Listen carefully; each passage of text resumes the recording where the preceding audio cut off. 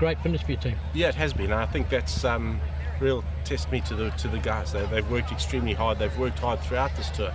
We knew we had underperformed in the one-day series, and we certainly wanted to come and turn the 20 series around. So I'm really happy with the results. I can't praise the guys more in terms of work ethic, character, and everything like that. I think the one thing that comes out of it, though, is that when we leave the guys alone for 5 weeks, it takes us a long time to get them back to the required skills. And I'm just happy the New Zealand public and you guys saw the real Pakistan out there, because those last two 2020 games we were very clinical and very good.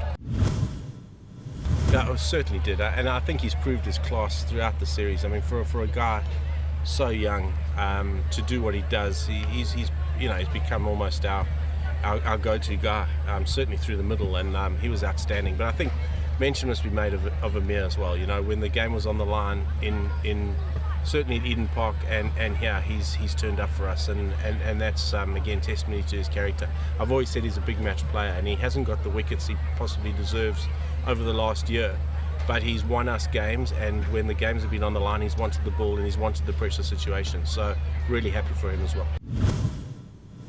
Look, and I think through the series, you know, that we had glimpses in the one-day series. That was the one discipline that when we as coaches sat down and analysed the one-day series, you know, that was the one series we gave, or one part of our game we gave a massive tick to, was our fielding, and we've worked unbelievably hard on it. You know, Steve Rickson's a tough taskmaster with the boys, and you know, there was halfway through the series as we were pretty down, but yeah, the guys have worked extremely. We've put sort of fitness standards in, and one of the criteria to play in the Pakistan team is you need to be very proficient in 2 disciplines. And if you only bat and don't bowl, well, you've got to be good in the field to play in this team, and the guys know that, and that's paying its dividends.